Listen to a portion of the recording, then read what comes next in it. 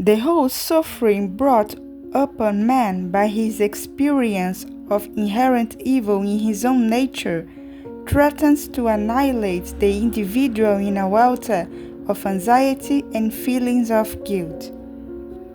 Eric Newman. Daylight is scarier than anything. This project is a character design and setting study for a story about an individual's painful journey of self-discovery. All the learning will be an experimentation lab for a larger and more complex project. So I feel very comfortable creating, sketching, and venturing into a world that is new to me. Until then, this is the largest character design project I have ever done. It's also the most complex story I have ever written, in which the symbolism is deeply embedded in the narrative. I think that perhaps because of this, illustrating the scenes, the character, and customizing a doll for the character helped me to clarify the ideas I had about this project. That's why I encourage you as a writer and character designer to materialize as much as you can to make the creative process more comfortable and intuitive for you.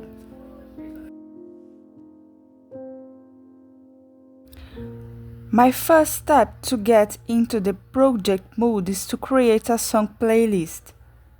Music has always been a major catalyst to my feelings and agglutinative to collect my thoughts.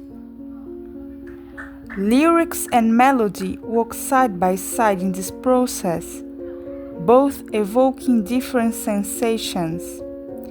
Each time they talk to me differently. I have always liked to separate my playlist according to sensations and feelings. And in most cases, this results in very rich playlists, with different musical genres and bands, but which creates a wonderful narrative when they are together, and with songs completing what others were not able or just did not want to say. That's why putting together a playlist for a project ends up being a natural and very intuitive process for me. Science metal is a genre that speaks to me in many ways, brings out my most hidden feelings, and really stimulates my imagination. This type of music is the most prevalent in my inspiration playlists. Furthermore, I think it's a musical genre that goes well with horror stories. After creating the ideal atmosphere and immersing myself in it through music, I create the visual narrative through the Moodboard. To find the right images, I simply play my playlist, enter the mood, and choose the images that talk to what I am feeling. I like to use Pinterest because it's a place that brings together the best of many worlds: photography, illustration, art, people, and unusual products. I never put a filter or requirement on my searches, neither in the initial phase of the mood board nor in the final phase. I believe it's most important to remain open throughout the process. Even after I have chosen the images for the physical mood board, I keep revisiting the other images I saved to my Pinterest board. They will be my inspiration throughout the project. I don't remember how I got here. One of the strangest feelings you can experience is the feeling of not remembering how you got to a certain point in your life. You can't even remember why, because that why was never yours to begin with. But that's when the questions that you change your life begin to emerge. This is the situation my character finds herself in. Haveena is a strange girl. She is scared of what she saw and heard, but is more scared of herself. She's afraid of who she is and even more afraid of who she might become. There is a part of her that lies dormant, and the fear that this part will one day awaken terrorizes her deepest dreams.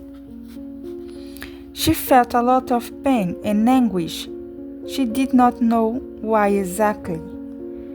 There is something that is secret to her, but at the same time, she's so scared. She is also very curious and triggered by finding answers to her existential questions. She is someone who does not like to be controlled, but does not know how to live without it. She feels alone and also feels an empty space in her chest from a feeling that was ripped away from her, but she does not remember why she feels this way. Despite loneliness and melancholy, there is a strange, beautiful glow in her eyes.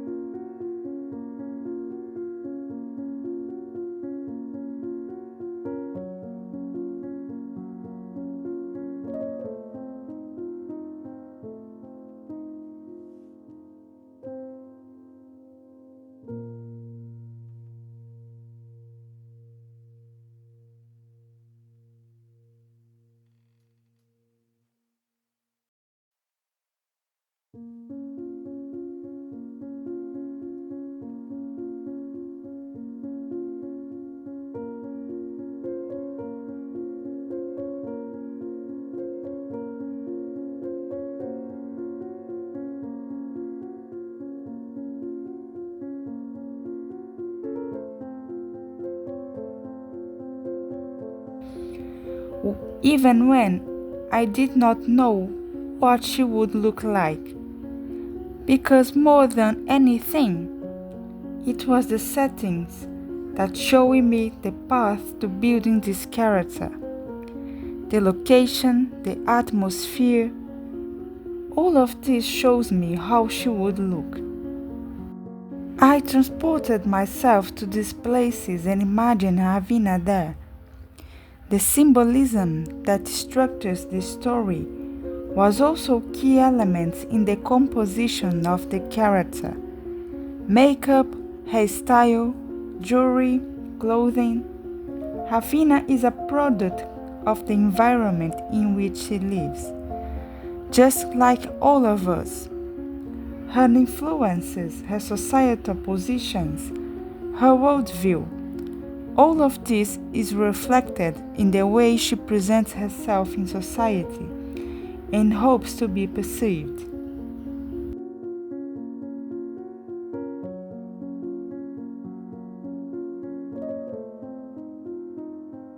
I hope you enjoyed episode 2 of this series. Feel free to ask me anything.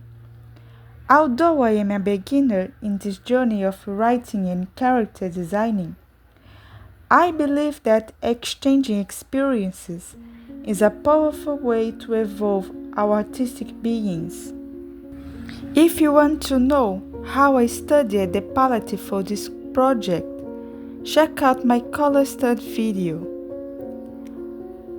I will see you in episode 3, where I will customize a doll and transform it into the Haveena that's in my head.